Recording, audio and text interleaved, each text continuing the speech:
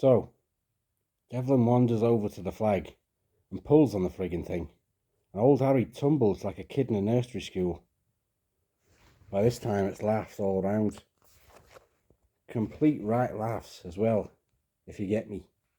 Because the old sod had been mouthing all that racialist, fascist, nationalist, patriotic shite. So everybody's having a bloody good laugh. Devlin goes over to the group he'd been with earlier, and he's rabbiting away, the hard man with the right kind of soul. I could see him being handed drinks by all kinds of people for what he'd done to old Harry. Triumph before the fall. Old Harry rolls up his bloody sleeves as though for a fight, and there was more laughs. And hey, you know the bastard's got a long snake tattoo all the way down his arm. Then comes out a gun, little black revolver it was, like one of those replicas you see in the army shops, only it was real. But no one knew, so it was still laughs all around. The old Gek couldn't do anything right. Anyway, he points it in Mr. Devlin's face, and he says, "You are now going to meet your maker as punishment for knocking around with coons and communists and tarts and queers. You betrayed your race in the full sight of one of the agents of the blood police. You have been sentenced to death for betrayal of the white nation. Your opinions condemn the white race in this country to drowning in a black tide. For such blasphemy to your race, the only penalty is death. Read this, you shithouse." So Mr. Devlin does. Just the one word. You don't have to think too hard. Death. That was the word. Here's a cup of tea or something. All this talking's making me... Get us a cup of tea or something, will you? My mouth's like a lizard's underpants with all this talking. While this was being done, and everyone was taking a rest from Jeff's version, I tried to figure out what it was that could produce someone as twisted as old Harry. Was he predetermined by some kind of chemicals in him to explode in this way when he was about 70?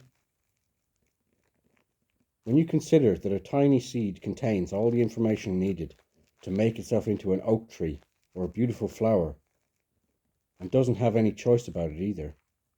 I mean, an acorn can't become a daffodil, can it? Maybe old Harry hadn't fully become himself until he'd done the murder, until all his information was actually made into something real.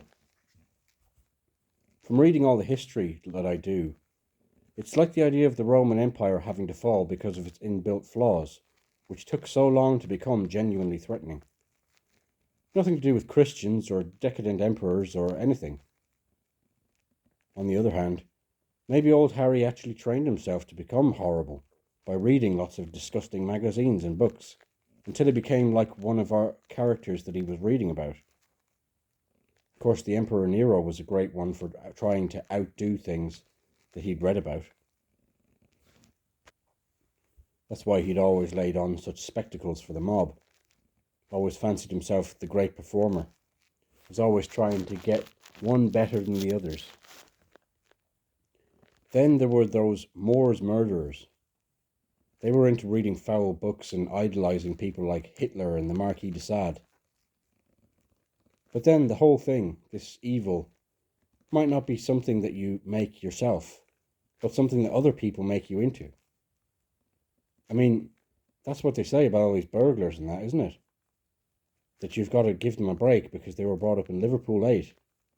And that's enough to make you into a criminal, isn't it? I, for one, don't go along with that.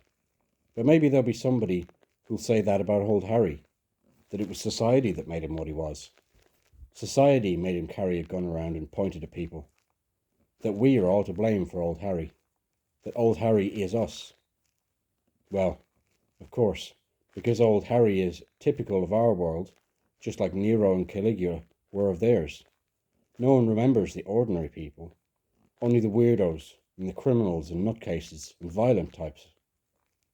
I mean, who knows anything about the Middle Ages if it's not King John and the Black Death and Richard III and the Sheriff of Nottingham? Not a good one there at all. Similarly with the Romans. I mean, old Harry might be us, but he's not me. So, what was I saying? Said Jeff. You were at the point where the lunatic had pointed his gun in the direction of Mr. Devlin and was saying some very nasty things to him, said Jellyman. Right. So, he's got what everybody thinks is a replica gun pointing at Devlin's face. And he's coming out with all this anti-black, anti-everything, including queers like us, philosophy. And he mentions your name, Ted. He says you're next on the list. Well, I couldn't believe what happened then. Devlin decides to be the hero, you see. And I quote, "If you're so bloody fed up with all these people, why did you come here in the first place? And if you feel that way about me, why don't you just squirt me with your water pistol and get it all over with?" Which everyone seemed to think was a sensible thing to say, until the old bastard shot Mr. Devlin right through the face. There was blood everywhere, and people were screaming and shouting and hiding behind tables and chairs in the bar. Then old Harry starts firing at random.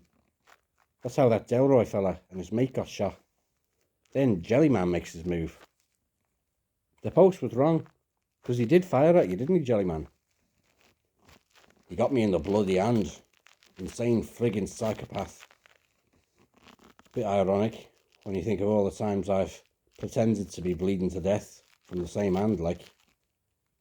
And he lifted up his arm, the one with the sling on. Thing is, Jeff went on, if Jellyman hadn't sorted him out, there might be a few more dead, including yourself and your lady friend there, Ted. I know that, I said,